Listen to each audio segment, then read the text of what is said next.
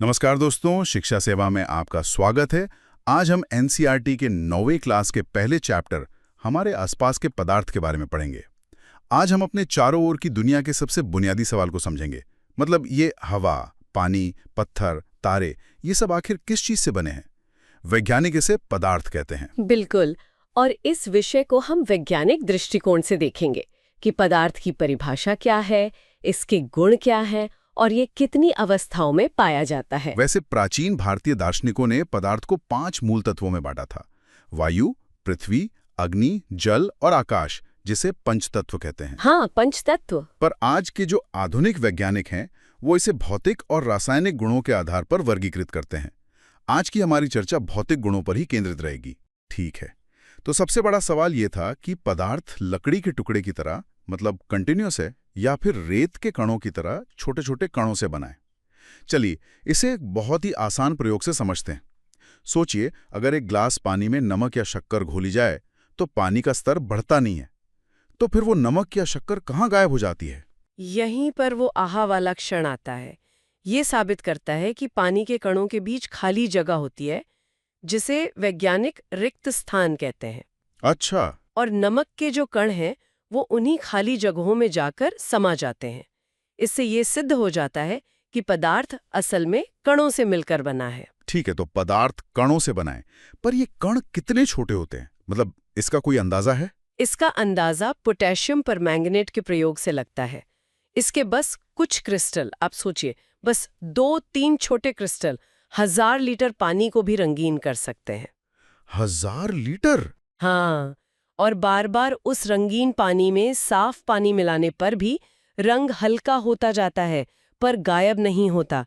ये प्रयोग दिखाता है कि पोटेशियम परमैंगनेट के एक छोटे से क्रिस्टल में लाखों करोड़ों सूक्ष्म कण होते हैं, जो लगातार छोटे छोटे हिस्सों में बढ़ते रहते हैं। YouTube मतलब ये कण इतने छोटे हैं कि हम कल्पना भी नहीं कर सकते। बिल्कुल। तो चलिए इन कणों के गुणों को एक एक करके समझते हैं।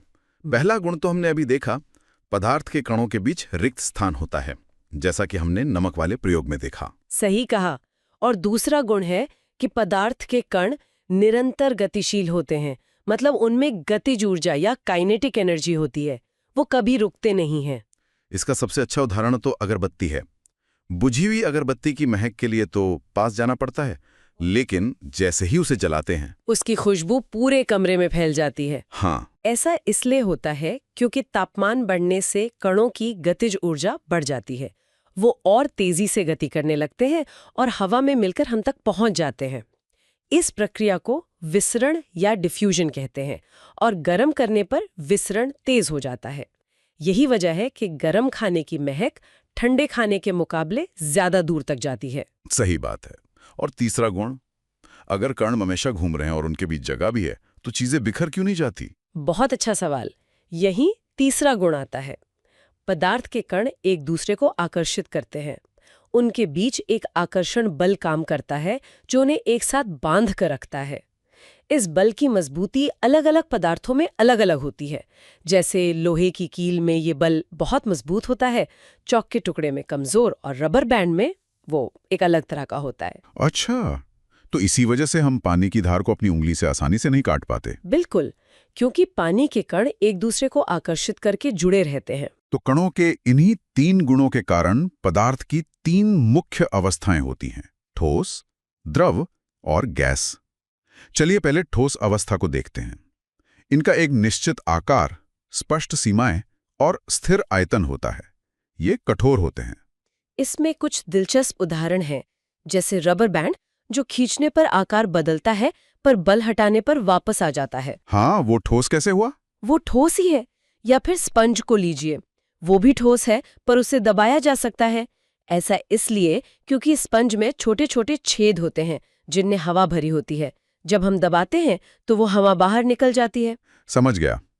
अब बात करते हैं द्रव अवस्था की। द्रव का आयतन तो निश्चित होता है, लेकिन आकार नहीं। हाँ, वे जिस बर्तन में रखे जाते हैं उसी का आकार ले लेते हैं। इनमें बहाव होता है, इसीलिए ये तरल होते हैं। और द्रवों में विसरण की दर ठोस की अपेक्षा ज्यादा होती है ना? जी, और ये बहुत जरूरी है। वायुमंडल की गैसें जैसे ऑक्सीजन और कार्बन डाइऑक्साइड पानी में घुल जाती हैं और इसी घुली हुई ऑक्सीजन के कारण जलीय जीव जंतु सांस ले पाते हैं। वाह। और तीसरी है गैसीय अवस्था। गैसों की एक खास बात है उनकी संपीड्यता, मतलब कंप्रेसिबिलिटी बहुत ज्यादा होती है। हाँ, एक छोटे से सिलेंडर में बहुत ज्यादा गैस भरी जा सकती है, जैसे हमारे घरों में जो एलपीजी सिलेंडर होता है या गाड़ियों में सीएनजी सिलेंडर। ये कैसे संभव होता है? क्योंकि गैस के कण बहुत तेजी से और अनियमित रूप से गति करते हैं, और इसी तेज गति और कणों के बीच बहुत ज्यादा खाली जगह होने के कारण गैसों का दूसरी गैसों में विसरण बहुत तेजी से होता है। अच्छा, तो रसोई में पकड़े खाने की महक हम तक इसी वजह से पहुंचती है। बिल्कुल। और गैस के कण जब बर्तन की दीवारों से टकराते हैं तो वे दबाव डालते हैं। यहाँ से ये और भी दिलचस्प हो जाता है। क्या पदार्थ अपनी अवस्था बदल सकता है? बिल्कुल, पानी इसका सबसे अच्छा उदाहरण है। बर्फ मतलब ठोस, पानी मतलब द्रव, और भाप यानी गैस। तो तापमान बदलने पर कणों के स्तर पर आखिर होता क्या है? जब हम बर्फ को गर्म करते हैं तो उसका तापमान 0 डिग्री सेल्सियस पर आकर तब तक स्थिर रहता है जब तक सारी बर्फ पिघल नहीं जाती। सवाल यह है कि इस दौरान जो हम गर्मी दे रहे हैं वो ऊष्मा कहाँ जाती है? इसे गुप्त ऊष्मा या लेटेंट हीट कहते हैं। ये ऊष्मा तापमान को नहीं बढ़ाती, बल्कि वो एक दूसरा काम करती है। क्या काम? वो कणों के बीच के आकर्षण बल को तोड़ने का काम करती है, ताकि अवस्था ठोस से द्रव में बदल सके। जिस तापमान पर ठोस पिघलकर द्रव बनता है उसे उसका गलनांक या मेल्टिंग पॉइंट कहते हैं। अच्छा, तो यही चीज पानी को उबालते समय भी होती होगी? एकदम सही। जब पानी को 100 डिग्री सेल्सियस पर गर्म किया जाता है तो तापमान तब तक स्थिर रहता है जब तक सारा पानी भाप में नहीं बदल जाता। इसे वाष्पीकरण की गुप्त ऊष्मा कहते हैं। और यही कारण है कि 100 डिग्री सेल्सियस पर भाप से जलने की तीव्रता 100 डिग्री सेल्सियस के उबलते पानी से ज्यादा महसूस होती है, क्योंकि भाप में वो अतिरिक्त छिपी हुई ऊर्जा होती है। कुछ पदार्थ तो ऐसे भी हैं जो द्रव अवस्था में आए बिना सीधे ठोस से गैस बन जाते हैं। शिक्षा सेवा इस यूट्यूब प्रक्रिया चैनल में को आपका स्वागत है। ऊर्ध्वपातन या सब्लिमेशन कहते हैं। हाँ, कपूर या नेफ्थलीन की गोलियां इसका बेहतरीन उदाहरण है। और अवस्था परिवर्तन पर दाब का भी प्रभाव पड़ता है। बहुत ज्यादा। दाब बढ़ाने और तापमान घटाने से गैस को द्रव में बदला जा सकता है। ठोस कार्बन डाइऑक्साइड, जिसे शुष्क बर्फ या ड्राई आइस कहते हैं, इसका एक बहुत अच्छा उदाहरण है। Dry ice? हाँ, दाब कम करने पर ये बिना द्रव बने सीधे गैस में बदल जाती है। चलिए एक और पहेली पर आते हैं। हम जानते हैं कि पानी 100 डिग्री सेल्सियस पर उबलता है, लेकिन गीले कपड़े तो सामान्य तापमान पर भी सूख जाते हैं। यह कैसे होता है? ये वाष्पीकरण या इवेपोरेशन के कारण होता है। ये एक सतही प्रक्रिया है। मतलब द्रव की सतह पर मौजूद कुछ कणों में इतनी गतिज ऊर्जा होती है कि वे आकर्षण बल को तोड़कर वाष्प में बदल जाते हैं। अच्छा, तो ये सतह पर होता है। हाँ, और वाष्पीकरण की दर कई कारकों पर निर्भर करती है, जैसे सतह का क्षेत्रफल। इसीलिए हम कपड़े फैलाकर सुखाते हैं। तापमान, गर्म दिन में जल्दी सूखते हैं। बिल्कुल। आर्द्रता, मतलब नमी वाले दिन में देर से सूखते हैं। और वायु की गति, तेज हवा में जल्दी सूखते हैं। और सबसे मजेदार बात कहते हैं कि वाष्पीकरण से शीतलता होती है। जब द्रव वाष्प बनता है तो वो अपने आसपास से ऊर्जा सोखता है, जिससे आसपास का वातावरण ठंडा हो जाता है। इसके कई दैनिक जीवन के उदाहरण हैं, जैसे हथेली पर एसीटोन या नेल पेंट रिमूवर डालने पर ठंडक महसूस होना। हाँ, होता है। गर्मियों में घड़े का पानी ठंडा होना, या फिर गर्मियों में सूती कपड़े पहनना। सूती कपड़े पसीने को सोख लेते हैं, और जब ये पसीना वाष्पीकृत होता है तो शरीर को ठंडक मिलती है। तो क्या पदार्थ की सिर्फ 3 ही अवस्थाएं हैं या कहानी में और भी कुछ हैं? नहीं, कहानी में और भी शिक्षा बहुत सेवा कुछ यूट्यूब है। चैनल में आपका स्वागत है। वैज्ञानिक अब 5 अवस्थाओं की चर्चा करते हैं। 5? हाँ, चौथी अवस्था है प्लाज्मा। ये अत्यधिक ऊर्जा वाले और उत्तेजित कणों की अवस्था है, जो आयनीकृत गैस के रूप में होते हैं। ये कहाँ पाई जाती है? सूर्य और तारों में प्लाज्मा के कारण ही चमक होती है। असल में ब्रह्मांड का ज्यादातर पदार्थ प्लाज्मा ही है। अच्छा, और 5वीं अवस्था? और 5वीं अवस्था है बोस-आइंस्टाइन कंडेंसेट, BEC। इसकी भविष्यवाणी भारतीय भौतिक वैज्ञानिक सत्येंद्र नाथ बोस और एल्बर्ट आइंस्टाइन ने की थी।